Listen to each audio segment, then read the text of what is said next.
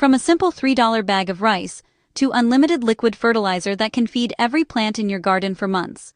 By the end of this video, you will know exactly how to turn one cheap bag of rice into a powerful, fermented fertilizer in just 24 hours, how to use it safely on your plants to explode root growth, and how to keep that unlimited supply going without ever buying a bottle of synthetic fertilizer again. Let's get straight into it.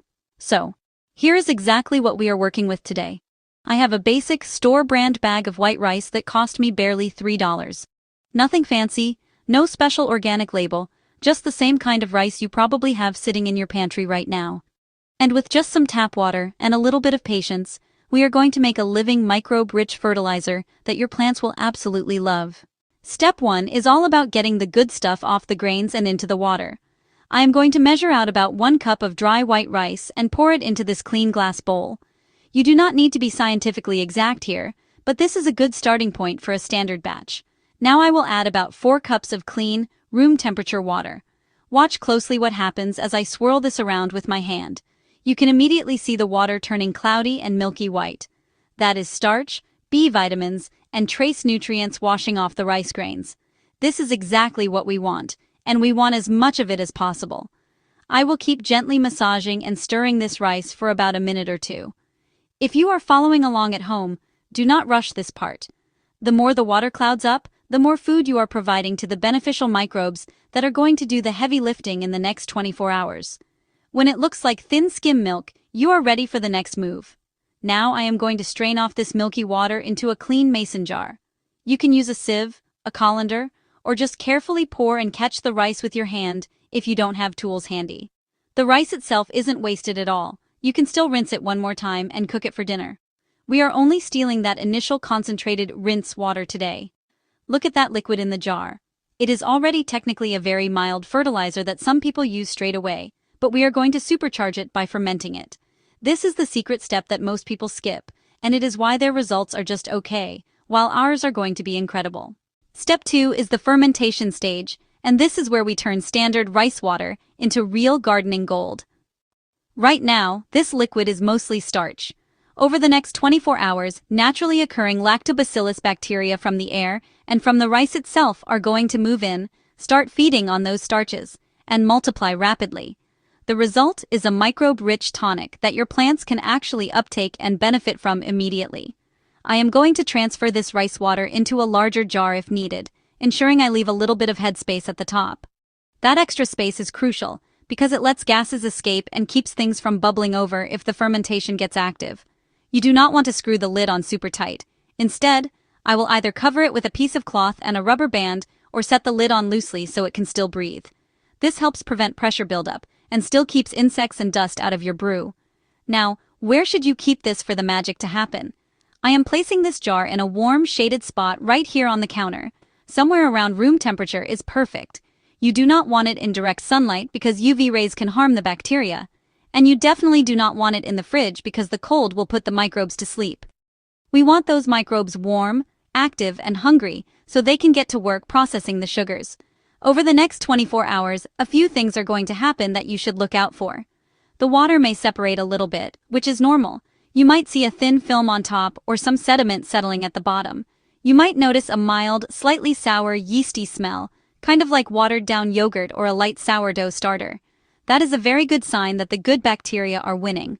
What you do not want is a rotten, putrid smell that makes you want to run out of the room. If it smells like something died in the jar, toss it and start again with cleaner equipment. But if it smells sour and yeasty, you are on the right track. Let's fast forward because the clock has been ticking. It has been exactly 24 hours since we mixed this. I am going to grab the jar and give it a gentle swirl to mix everything back together. You can see that the liquid is still milky, maybe a touch more separated than before, and it has that distinct light fermented smell we talked about.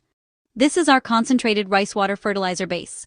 On its own, right now it is way too strong and biologically active to pour directly on your plants. If you pour this concentrate straight onto a potted plant, you risk attracting pests, causing fungal problems, or even burning sensitive feeder roots due to the acidity. So we always dilute. Step 3 is dilution and application. And this is where it becomes truly unlimited fertilizer, because a little goes a long way. I am going to show you the ratio I use that is safe for most plants, most of the time. For every 1 part of this fermented rice water, I am going to add 10 parts of clean water. So if I am using 1 cup of this concentrate, I am mixing it into 10 cups of plain water. If you are more cautious or working with very young seedlings, you can go even weaker, like 1 to 15 or 1 to 20. In this watering can, I have already added my clean water. Now I will pour in my measured fermented rice water and give it a gentle stir to incorporate it. What we have just created is a mild, microbe-rich liquid fertilizer that you can use on your garden beds, vegetable patches, potted plants, and even on some houseplants. Let me show you exactly how I apply it to get the best results. Out here in the garden, I am going to water at the base of the plants, right onto the soil, and avoid splashing the leaves. We want to pour slowly and evenly so the soil can soak it up like a sponge. The microbes and the remaining nutrients will move down into the root zone, where they can help break down organic matter in the soil and make nutrients available to the plant. I like to use this mix once every 2 to 4 weeks during the active growth season. You do not need to use it every single time you water. Think of it as a periodic probiotic boost for your soil, not a constant drip feed. For potted plants, I am doing the exact same thing. I will water until I see a little bit of runoff coming out the bottom of the pot. That tells me the whole root ball got a drink, and the beneficial bacteria are being distributed throughout the container. Now, let's talk about that word unlimited, because this is where this method really shines for the frugal gardener. We use just 1 cup of rice and 4 cups of water to create our first batch. But that $3 bag of rice can give you cup after cup after cup of rinse water. Every time you cook rice for a meal, you can rinse it, capture that water, ferment it for 24 hours, and repeat the same dilution process. That means a single bag can easily produce dozens of gallons of usable fertilizer over time. You are not buying anything extra, you are not creating additional plastic waste, and you are turning a kitchen byproduct into something incredibly useful. It is a closed-loop system that saves you money and helps your garden thrive. I want to show you a comparison so you can see what this can actually do over time. On this side, I have a plant that has only been getting regular tap water and basic organic matter. On the other side, this plant has been getting the same treatment, plus a dose of our diluted fermented rice water every few weeks. Look closely at the foliage. You can see the leaves here are just a bit deeper green, the stems are a bit thicker, and the overall vigor is higher. When I gently lift this one out of its pot, look at the root system. It is noticeably more developed, with more white, fine feeder roots circling the soil. That is the kind of subtle but real difference that builds over weeks and months of consistent care using this natural method. Let's recap the whole process quickly so you can start doing this today.